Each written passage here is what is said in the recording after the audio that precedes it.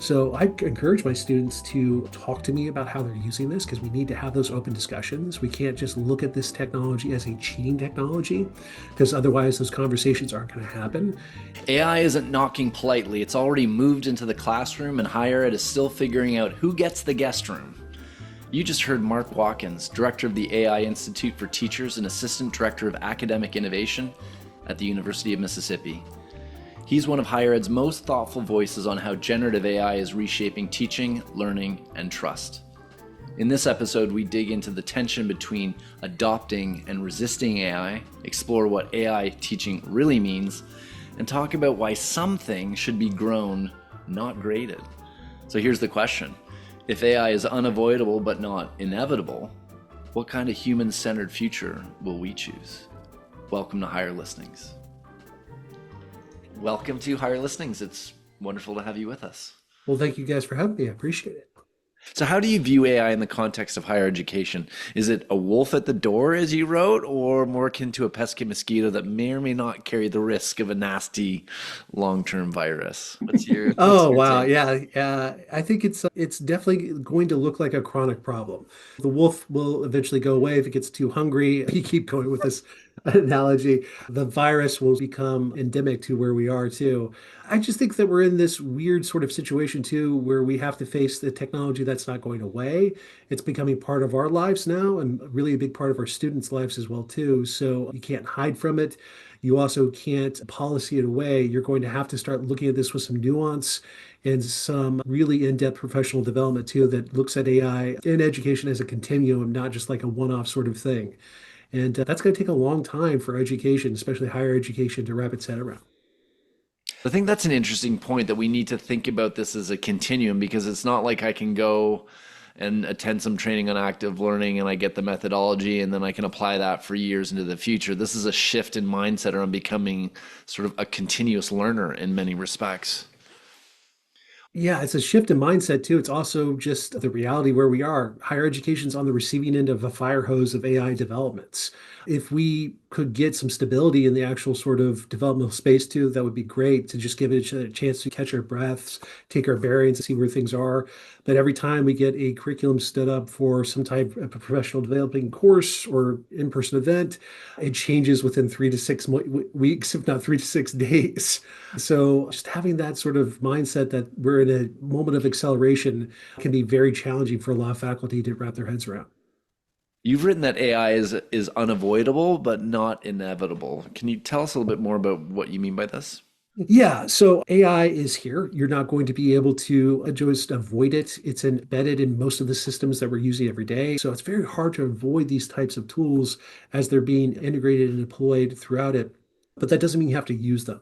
And more importantly, too, we want people, if they are using AI, to do so intentionally.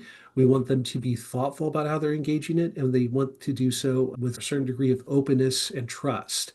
So I don't think it's by any means inevitable that we're all going to be using these AI features and tools.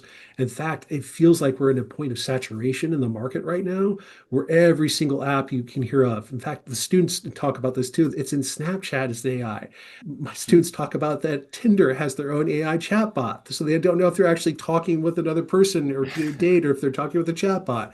It's just gotten to the point too where it's everywhere and it's almost like background noise. So we really do have to start thinking about when we want to employ these tools, how we want to do so, and in what way. AI is permeating, as you say, the environment. It's appearing unannounced in every application space that we are in. There are, though, those who want to resist this, faculty and students who are trying to put up some principled resistance to this technology from whatever direction. Is that resistance, especially for faculty, think about faculty now, is it okay to resist its use in your course in an environment where it is so transforming the world of work and the nature of what students are going to be heading into? Is it still okay to be a resistor in that sense and to not talk about it or use it or to ban it from your course? So I think nuance is really important here. I really do ban the use of AI to automate parts of my course, both from my students' perspective when they're doing their learning and assessments, Also for my own work. I don't want to be automating grading. I don't want to be automating my emails to students. I don't want to automate letters of recommendation. That's based on my values, though. Other faculty have very different senses of this. So what I've been focusing on when I talk to my students about this is like, look, AI is here. We're going to talk about how you're going to use this as something to augment your existing skills and as a collaborative partner to actually work through this. We're going to be very wary about being automated with this technology. I think that's really important to think about because some of the most recent research is that this is really starting to have an effect on the job market, especially for new graduates, because a lot of the junior tasks and junior sort of skill sets that we saw are now becoming completely automated. To the point too that these companies are trying to save money by eliminating some of those junior positions. So we want to be really careful about going down that automation pathway, and we want to really focus on using AI to augment your skills and use it as that ability to collaborate and going forward. So I encourage my students to talk to me about how they're using this because we need to have those open discussions. We can't just look at this technology as a cheating technology because otherwise those conversations aren't going to happen. It's incredibly important for us to know how students are using this in whatever discipline you're teaching. So I think naked bans, if that's a term you want to use too, or I guess the other version of that too is also adoptions across the board. That's not going to be a focus we're going to see it through a lot of higher education. I think it's more about what is acceptable, what's not acceptable, and giving students clarity in that, and also expecting clarity from our institutions about what's acceptable for my usage as a teacher is going to be really important too. We've seen a lot of silence from institutions of higher education too about what's acceptable or not acceptable for a faculty member to use AI. And I think that's going to become something we're going to hear a lot more about, especially as you start hearing more and more reports about faculty using this to grade or to automate feedback. Eric and I have noticed what seems to be a growing interest in alternative grading or ungrading that seems to be driven or accelerated, I should say, by the emergence of AI. And I think you've joined a number of voices in your essay, Some Things Need to Be Grown, Not Graded, really teasing out some ways in which we should be working to rather than try to police our students, we should be reorienting toward nurturing curiosity, adaptability, ethical reasoning, and really trying to resituate learning at the center of this rather than achieving a mark. I think that's a wonderful segue into alternative grading practices. And we actually are lucky to have here Josh Eilert is part of our faculty team along with Emily Donahoe. They're both working on ungrading and alternative grading practices. I've been using alternative grading in my courses since right before COVID, so almost 6 years now. And I love it. My students, generally speaking, feel very positive about it. But institutionally, there's such an ingrained response of this transactional mindset about grades, both from faculty and from students. And I think that is turned out to be one of the worst situations possible for us with AI because it then just becomes completing an assignment to get the grade and not actually show the growth and that sort of situation. So for me, it's smaller classes. It's much more human face-to-face contact when appropriate, and we can actually do that. And it's also letting students know that their work has value and is seen. If I'm starting this semester or thinking about the spring semester and thinking, I've felt this for a long time. I know this tension is growing with the emergence of AI. I really want to make this transition toward a growth oriented course rather than a grade oriented course. What's one simple step that I might take as an instructor to move in that direction? I think inviting students in the very first day to start crafting your policy about how they're going to be graded and actually co-creating parts of that on the policy too, so that they're aware and they're actually helping construct their actual grade. And the other thing you can do if you have a conference structure set up in your course, invite students in to talk about how they are growing and being able to identify their growth too. Put that onus onto them. That's the whole point too. We want them to be able to advocate and show how they're growing with that too, so that you can be sitting in your office and you can have a list of prepared questions about their actual process that makes them go into metacognitive reflection about what this process is like too. So very simple changes like that too, of inviting students in to be co-collaborators about how the grading is set up too, and having a space where they can start talking with you about them and start really advocating for what they did to show you their process and growth in the class are two really good, I think, clear strategies you can actually implement if possible. Now, if this is a 200-person class, that's not going to happen. You're going to have to be more thoughtful about how you want to integrate that too and considerate of what technology you want to use to help you mitigate that. The student success movement, which is now decades old, I think has begun to make this transition, or certainly was beginning to make the transition when I was at Ohio, toward a focus on experience. What is the student experience from start to finish? Where is the friction? Where can we make the value more transparent and apparent and actually real to the students? And so that whole journey mapping kind of practice has, I think, begun to take root in a constructive way. And classroom redesign is a part of that for sure.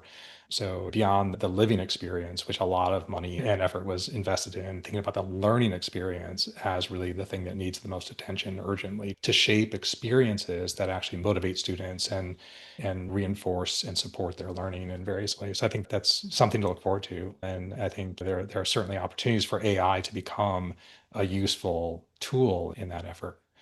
Yeah, it's happening, but the thing is that this is why it gets so important for not just policy conversation, but for vision. A lot of faculty are being left to their own sort of devices about coming up with their own AI strategy, own AI policy in the classrooms. Most institutions have said, look, it's your job as an instructor to provide this to your students. Well, from a student's perspective, they might be having 5 or 6 classes a semester. They're going to get 5 or 6 very different AI policies. And Yeah. what we've seen from surveys across institutions is that quite a few faculty are giving zero guidance right now because they don't feel comfortable about this for a lot of reasons. So, going back to the idea of the student experience, when they graduate from college, they're going to be very confused about how AI was actually used and how it can be used in the actual workplace. Many of them are going to, in some situations, be taken up on charges because of AI detectors. Some of them are going to be obviously guilty of academic misconduct, but from what we see in the space, a lot of them are going to be falsely accused. That's going to affect the student experience. So when these students graduate and have their own children and start thinking about college, I don't know if they're going to necessarily have a positive experience thinking about that college learning experience when AI was just coming along here and wondering if that's going to impact their actual decision to send their children to college. Yeah, I hadn't even thought about that generational impact. I'm very narrowly focused on the next 10 years. I'm just trying to get through the week, Brad. I'm just trying to get I through the know, week. I know. Some days it's just the day. That's all. I'm like, get me to five. Yeah. So there have been some very high profile institutional investments or announcements of partnership with OpenAI and other companies. And you have added your voice to a chorus of those who criticize universities for doing these things more for optics than for anything intentionally or seriously committed to addressing the challenge of student success and driving learning forward in this new era. So, what's behind your criticism there, and what should universities be doing instead? We have to start with students, we have to start with faculty, and then we have to decide if we need to actually invest in an outside tool. The thing that makes me upset with some of these major announcements is that the optics were we bought the tool and now we're going to teach faculty how to use it and we're going to get their advice and feedback on that. To me, that's the wrong sort of pathway to take. You want to consider what your values are for your institution, what your strategic goals are for the future, and you want to consider too how AI is going to play a part in that. Again, there's not just one AI tool on the market. It's not just in one system. Your institutional philosophy, your vision for how people should be using these tools, hopefully as collaborative and to augment and not just automate things, I think is going to be much more meaningful than saying, hey, we just bought so and so's company and here we have 5,000 or 12,000 or 10,000 subscriptions. Use it as you like. That's just not going to work very well. So in the corporate world, we're seeing the push to move faster. A lot of workers want to be able to use the latest tools while the IT department is saying, hey, wait a minute, slow down. We need to look at this more carefully. Where's the data going? What are the security considerations? Do we already have a tool that can do this? So users see the shiny new thing and think, oh, this is going to make my job more efficient. So let's go. But then there's the whole risk side of the equation that many folks aren't necessarily thinking about. Oh yeah, I think the safety features are other things too. We're all very aware when we're typing something in or putting a document into an AI system, I think. But now we have multimodal AI. Some people are bringing this to work. They're talking with it. They're activating their screen to let AI look at their screen. They're activating their camera so it can look at them. That's a whole new ball game in terms of security and privacy concerns that we need to be really thoughtful about, especially in our industry and education. Dealing with FERPA and HIPAA requirements too are going to be something we all have to be aware of. And the thing is, once it's activated in your system too, it's going to get updated too. And the updates are going to change how it functions as well. So it's not just a static thing that suddenly appears. It changes then over the course of the next few years. And you then have to keep up with that too on top of it. So it adds a lot to the cognitive load of everyone from students, faculty, and staff, and even administrators just to kind of keep aware of it. I think that's the modern condition, right? We're bombarded by technologies that are evolving and changing. And we have no say over those other than are we going to use it or not, right? One of the worries that is growing with AI, and it's not a new worry, it's an old worry, really. And in my view, it connects to the downside or the tension that emerges when you focus on personalized learning or personal learning environments. Students turning to AI are turning to AI sometimes instead of or in lieu of turning to the professor or turning to a peer. And this may be exacerbating isolation and loneliness. And students may or may not be aware of that until they're in a crisis. There's clearly some value to students engaging with AI outside of class when they're in their room studying to gain clarity, to have something restated in their language of birth, whatever use they might that might add value to their learning in that moment. That all seems quite positive. But it does seem like we might need to start thinking more about how to ensure in the design of our courses that we're creating occasions for positive peer-to-peer and student to instructor interactions. So do you have some suggestions or thoughts about how that might unfold? Oh, yeah, I think that we should definitely be looking for as many opportunities as possible to be human with each other and connect with each other. If you're teaching an online or hybrid class, you might start looking at some different tools. I've used voice threads to actually have conversations with students that are asynchronous, and a lot of the social annotation tools that are on the market too that can actually give students a chance to go in and start annotating a text too and typing and really starting connecting with each other. So using technology in that way that's supportive, I think is really important. I do worry about the number of people that are using this chatbot as a person or sort of thing for like therapy or companionship. Even when Ethan Mollick was talking about this, I think it was last October, I was at the conference, he said that some studies were showing that students that were really super users of ChatGPT were less likely to raise their hands in class to actually Yeah. ask questions because they're less likely to go out there and put themselves out to think that someone might judge them if they're wrong. And here's this wonderful thing called ChatGPT that's not going to judge you if you ask it a question Yeah. or whatever. So I think we have to be really aware of that and really thoughtful about this sort of space too, and talk with students about this and get them to start thinking about how they are interacting with these tools. The slow pace is something that I really am struggling with. This feels as urgent a moment to me as COVID. And when COVID hit, I was in the executive office helping to lead the institutional response to that. We had the benefit of enormous federal resources to help us fund what needed to happen nearly overnight. Nonetheless, the mobilization of the institution, faculty, staff, and students around that pivot and ongoing policy changes in the wake of the pandemic was pretty remarkable and proved that institutions could move really quickly when the urgency called for it. This feels to me like this is one of those moments where there needs to be an understanding that a mobilization at that scale is necessary, and there needs to be a figuring out with urgency of the assessment issue. Are we going to do a two-lane solution or are we going to do something else? But we've got to figure out how to do this. We've got to figure out how to make the student experience optimized and make sure that learning is happening and help everyone make that pivot. That means helping students and staff and faculty all make that pivot. It feels like the urgency is there to me. I definitely share the sense of urgency, agree with you completely. I feel like that if the actual AI industry were more stable right now too, and not launching these new Yeah. updates over and over again, it would be a lot easier for us to Yeah. respond and find our foothold. Yeah. I think that most of our institutions are completely overwhelmed by the pace of this. We'd like to go through very slow processes of shared governance. That takes a lot of time too. Getting actual state funding, getting federal funding, if it still exists, takes a lot of amount of time to actually do these types of things. So I think you can say it's a priority, and priorities are really important to actually do that. And having a charge from the actual university is really helpful to have that too, to say, look, you don't need to solve AI. but you need to pay attention to it. You need to be curious about it. You need to be starting thoughtful about how this is being integrated within your actual discipline. And you need to start talking to deans and chairs to actually begin to support your faculty in different ways, whether that's giving them actual sort of micro grants where they can go out there in the world to use some of their professional development funds to pursue some different types of learning about this so they can integrate it in their classes, or big institutional initiatives where you can get them to start redesigning courses and talking about what that means.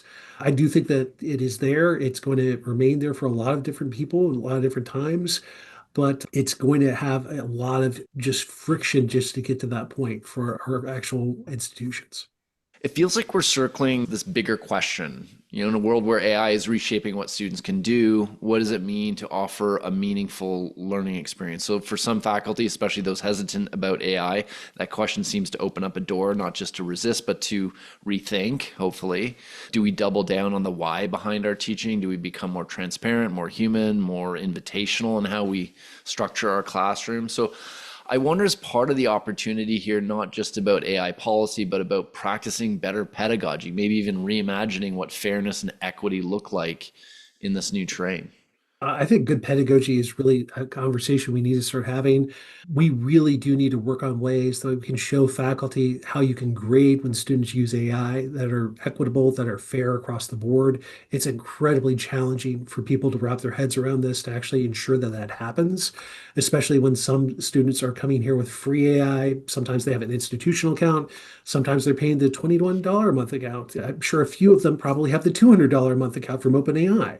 So that does create this sort of situation too, where it's really challenging for a faculty member to think about, okay, well, my students can work with AI for the free version. They have 3 or 4 iterations before it locks them out for 4 or 5 hours versus, the actual students that can work on this for several hours at a time without worrying about this. So yeah, I think it's going to be a bigger conversation for that too, in terms of for a lot of our faculty. And a lot of them who are resistant say that's one of the key things that are keeping them from actually going headfirst into this. Yeah, it's the concern about equity or Yeah. managing the differentiated management of those facts that you just recited there.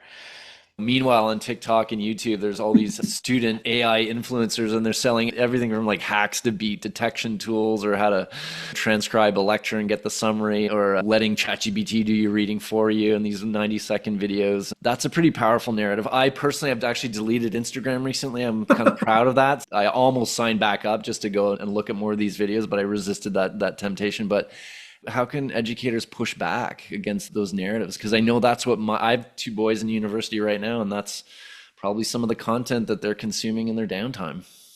That's why AI awareness is so important too, having those conversations with your students too about, hey, where did you find this weird tool with the name I cannot pronounce that's not ChatGPT or Google Gemini or something else? Oh, you found that on TikTok? Okay, well, are you actually finding a lot more on that? Well, my friend sent me this. And that's a lot of what we're seeing, how they're actually interacting with it too, is that they're far more influenced by social media personalities than they are necessarily by these giant companies. So I think we have to consider how Gen Z is getting that information. What makes this really challenging is that I'm currently in a state where TikTok is blocked on our university account. So I can't actually go in to a presentation for my campus and show them TikTok. I'd have to go to my home office, download TikTok into a PowerPoint too for a video too to actually show this. It's gotten so challenging in terms of access. So we are now losing access to certain types of devices, services that you may not be able to get on a university computer. But if you bring your personal device with you, you can get around fairly easily. So again, we go back to this idea of access and who's actually watching these things, and understanding too that this landscape is becoming far more jagged than it is in terms of evening out because of these issues of differential access. So this conversation, and I think the conversation we're going to have and see unfold over the course of this next year, will continue to dwell on some of the really deep challenges, because they're deep and they do require us to be thoughtful in responding and pivoting as institutions and as individual instructors. There's also, I think, an opportunity for us to see real opportunity in the future. And so I want to invite you to share what you're optimistic about with the emergence of this technology, and what you think we have to look forward to, and get you excited about the year ahead. Well, I think the technology has amazing potential for healthcare and also for just dealing with some of these giant social problems that we've been falling on our world to. You can do a lot with this technology in terms of identifying patterns in our world that would be very difficult to do with even versions of machine learning and data science that were there a few generations ago. And I'm saying generations not as in human generation. I'm Yeah. taking the like technological generation of like 6 months ago or 7 months ago. So I think we have a lot of good opportunities for this to actually improve our world, improve our lives. We have to look at this, though, not as just a fire hose of just releasing this on the public. We have to really start thinking about those good intentional engagements and use cases for AI in our world, for research, for the sciences, and also for medical care, and consider how that's going to be supporting our lives. And if we can do that, then things are going to be great, I think. I think we're going to have some good overall outcomes. It's this fire hose situation. We just need to get this to the point too where it just becomes a little bit of a stream instead of a giant fire hose aimed at higher education. I want to thank you for your time and for your continuing to lead in this conversation. Mark, it's been a pleasure talking with you. Thank you, Brad. Thank you, Eric. This has been wonderful. I really appreciate it. Thanks so much. Higher Listenings is brought to you by Top Hat, the leader in student engagement solutions for higher education. When it comes to curating captivating learning experiences, we could all use a helping hand, right?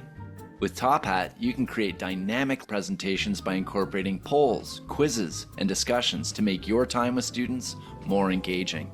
But it doesn't end there.